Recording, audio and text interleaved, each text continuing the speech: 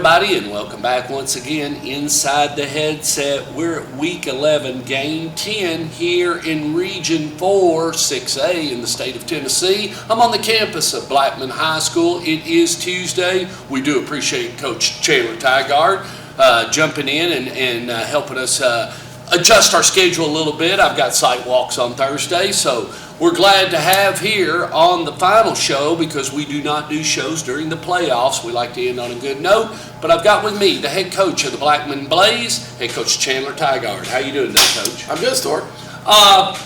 Last Friday night, you had Cookville. Took care of them. Take us through it a little bit. You've got the mic.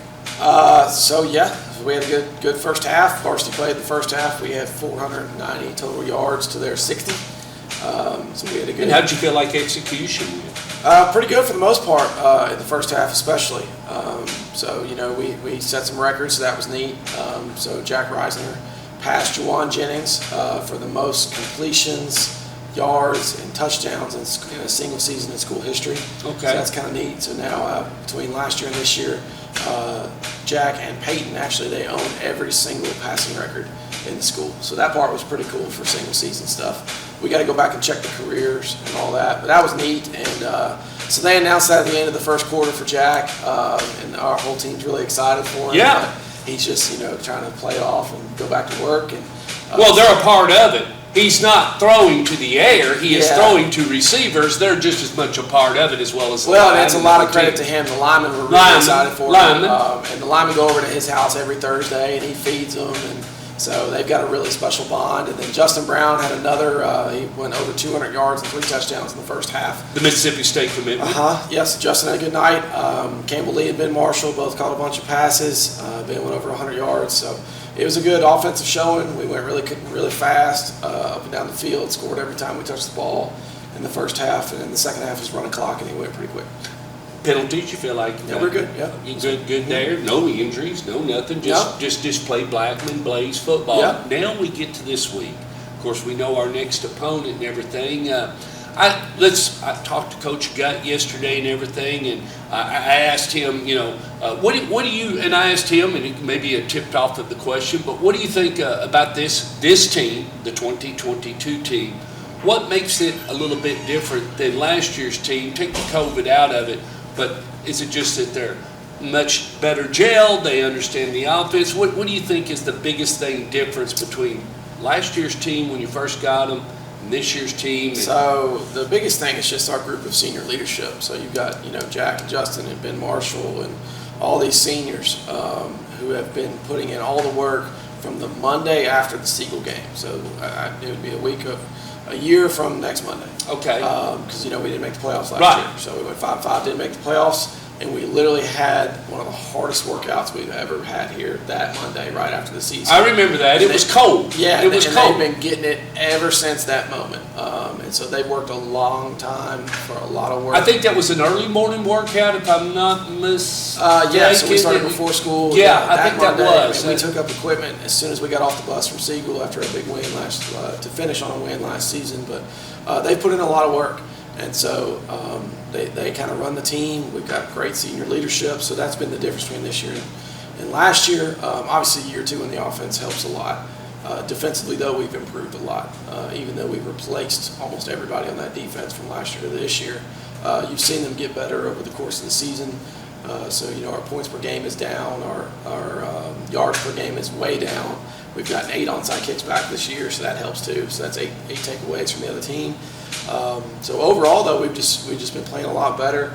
Kids are still having fun regardless, and but that's the big thing you can point to is just the senior group's really tight and gets along really well with the coaches and the younger kids, and that's the difference this year.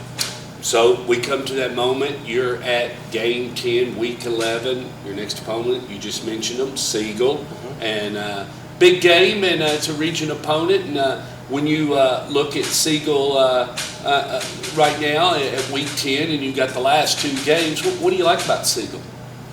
Siegel's got some good players now. They're the best team that's not going to be in the playoffs in 6A probably. I'd like to see some of the other regions and see where everybody falls. They're undefeated in non-region games, and yet they get counted out to where you've got other regions that win 1 or 2 games and they get to come play in the first round. So don't necessarily think that's fair because they are a good team. They got Teron Grant out wide. They've got the running back Corey Sims, super talented player, playing offense and defense. Thomas running around everywhere, kind of similar to Peyton Thomas, running around, little Johnny football style quarterback. So I like him a lot. And so they're tough. It's going to be a tough game. It's kind of a rivalry game anytime you're playing in the county. The last game last year was a 3-point game, playing in the mud, so hopefully it's not going to be that bad. No. You're over here. That was one of the worst field conditions I've ever seen.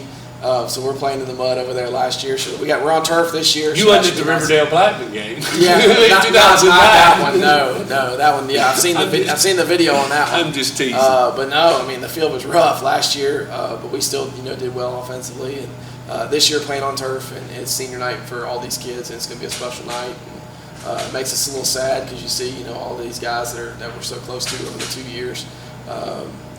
This is their last home game, and this is their last Tuesday practice. And, everything is the last, and so we're starting to talk about that a lot. And then you're already kind of starting to talk about get the juniors pumped up, but at the same time it's our last hurrah with all these guys. Speaking of that, it is our last hurrah, and I just want to give you the opportunity to talk about people we don't talk about. And there's a lot of people and a lot of cogs in the wheel to go in on whether it's a home game on Friday night or loading up the Blaze-mobile and heading out for an away game. And we will miss some people, I'm sure, but there's ticket takers, there's gate people there's hot dog cookers, there is what a friend of mine that I'm very close to once said, you can look at all the other sports in high school, but there is so much going on at a high school football. Band's got their world going on. Yep. Cheerleaders got their world. The football game, the concession stand. It's worlds going on as... It's like a small town. Yeah. I've told people, especially when you were in like a rural town, being the head football coach is like being the mayor of a city. And it's, your principal is definitely that way, but also the head football coach, you're just kind of in charge of all these things. So like we just bought our playoff, since we made the playoffs, we bought our playoff hoodies. So we're giving those out. Well, when you buy hoodies for the football team, it's not just the football team. You're talking the bookkeepers, the front desk ladies, the counselors who help us with all the recruiting and transcripts, your bus drivers, Richie Connor and all those guys driving the 3 Blaze buses everywhere we go. And we take those buses everywhere. Took them to Memphis, took them to Hoover, Alabama, taking them to Knoxville. Coach Gregory driving a bus. People already give me a hard time because I start listing all the names of the people I'm thanking every single interview we do. We had our salute to service night last week. Well, that involves JROTC and all their stuff. We brought in the helicopter that brought in the game balls, We saw that. We had the Civil War cannon out here last week.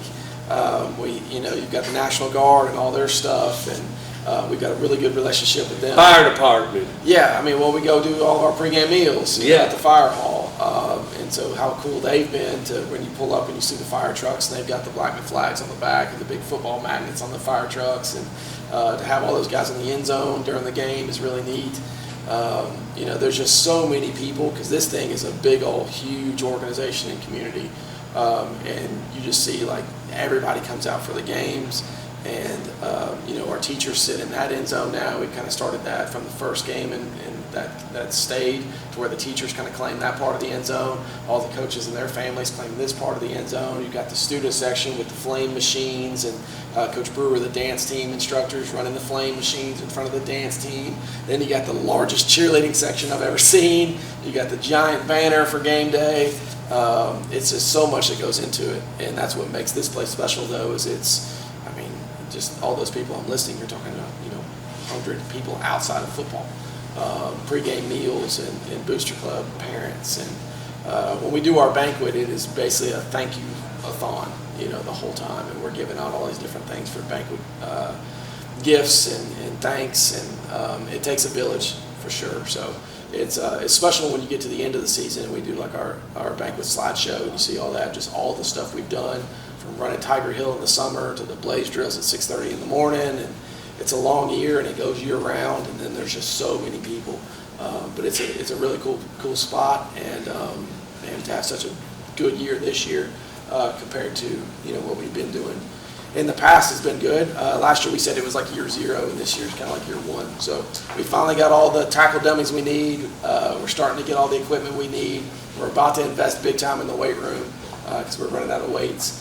So that's the next step, and it just kind of snowballs and builds from there. Need to redo the locker room, need to redo a lot, but we're working and we're coming after it. We want to say thanks from our team. It's Anthony and all of us and everybody that we got to come over here and do quite a few games, and we appreciate the opportunity to come over here. I've been working with Mr. Lawless for quite some time, and we appreciate the opportunity. We come in, we normally get here, we just want to set our equipment up, do our show, and then get out of here. But we always appreciate coming here to the Inferno. Well, you guys do a great job, and I've got to know Anthony kind of throughout the year. Blackman alum, and I've got so many friends that y'all don't even realize, that live in Alabama or Florida or wherever, and they're wanting this. What's the link? Where's the live stream link? And all this stuff. So there's a lot of people that watch it that you guys might not even realize. I don't know if you have like a view counter. Oh yeah, we see. We average we run anywhere between 400 and 500 views, and that is, and we'll hold about 300 to 400. It'll jump around there. Usually on every Friday night, we've gotten to where that is our audience. That's who follows us, that picks up and wants to be a part of it. I mean, we've got an app, so if you download the app, Stork Vision, then the minute we come on the air, you get a notification. So I didn't even know that. Yeah, we have our own. We are the only. The radio stations have their app, but as far as just my brother wrote that app. It's a free app. It's in the iTunes store. Everything that is connected to the website is actually through the app. Yeah. So we get a lot of views and a lot of things just through the app itself. So it's really cool, and then the fact you post all the games and the highlights back onto YouTube, and our kids were watching the 2019 Alcoa game earlier today in my office. So I mean, you just never know. Like, these guys are always going back and watching stuff. That's what it's for. Yeah, that's really what it's for. I mean, we want to go back and watch Jawan playing Hoover and all these different games, and then it's neat that the teams 5-10 years from now will be able to come back and say, like, let's go watch Ben Marshall and Justin Brown, absolutely, and Jack Reisner, and what they did in that absolutely season. And that's why they're throwing for so many yards. It's cool, man. That doesn't happen in a lot of places, especially in Tennessee. It's a library. Yeah, this is the only county I know that does that, right? So yeah, I am the only person that does it. That actually, and that's the thing.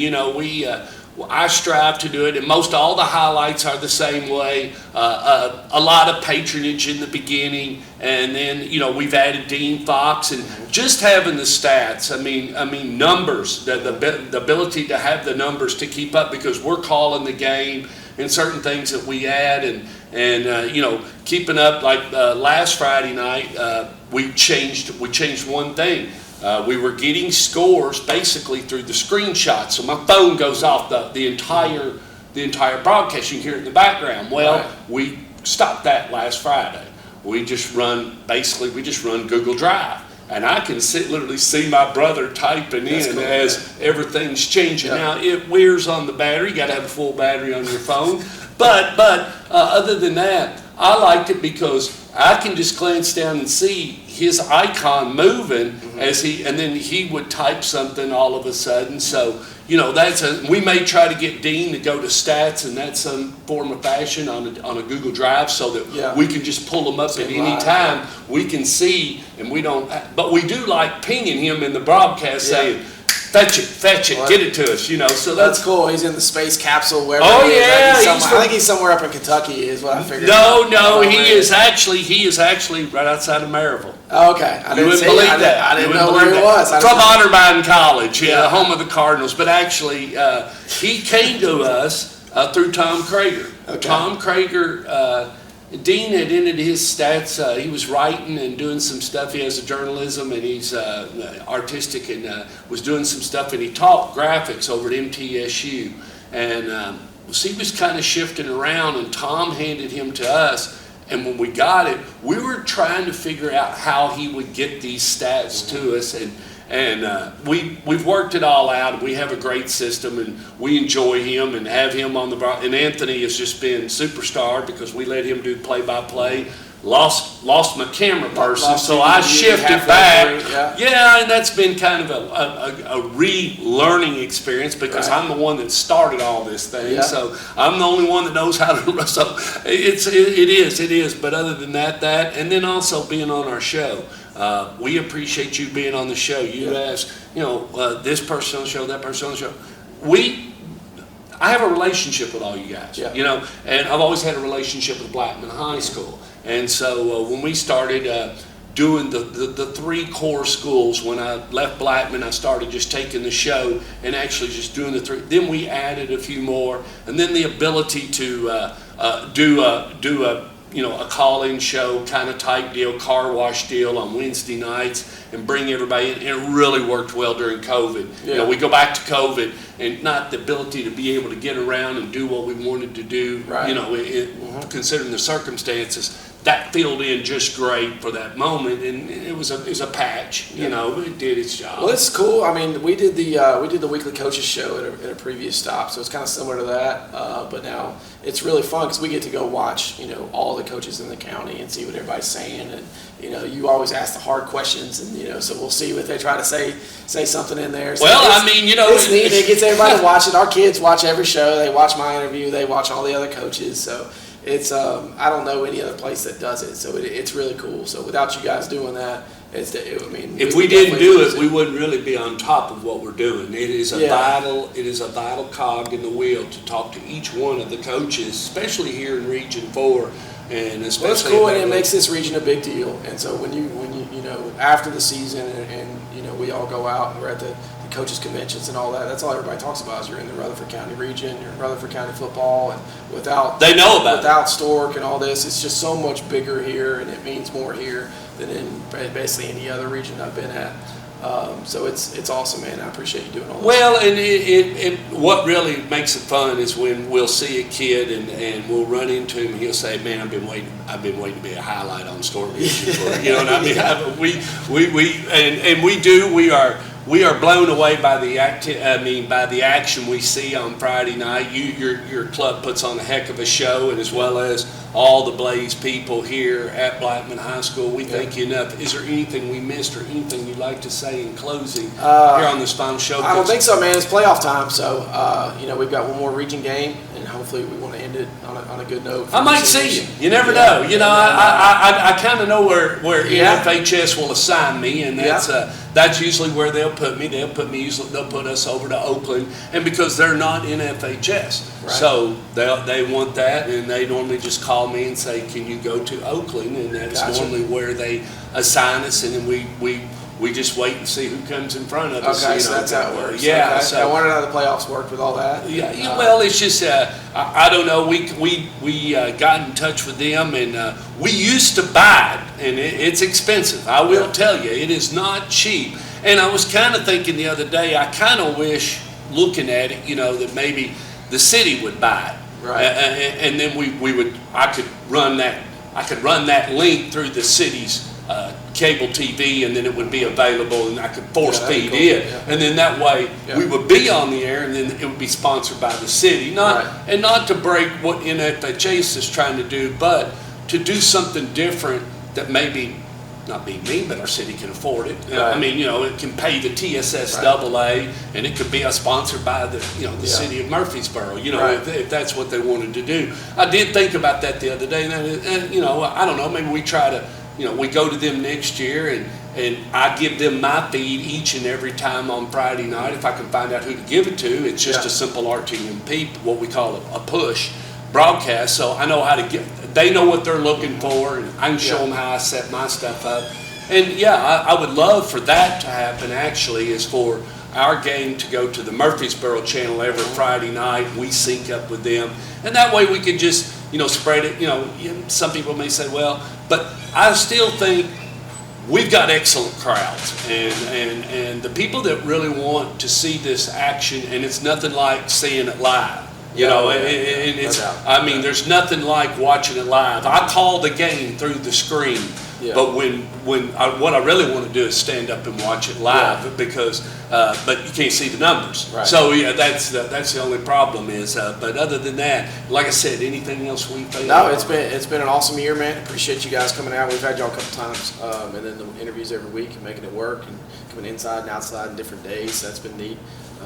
So yeah, we'll get it going. Hopefully we have a good playoff run, and we might. We're gonna have some fun. There's a lot of football left, Coach. That's right. All right, Friday night, right here. It's going to be here at the That's Inferno, right. and it will be senior night and all those ceremonies and everything. Y'all get here early because I know parking will be a little tight. Kickoff's at 7. Go Blaze.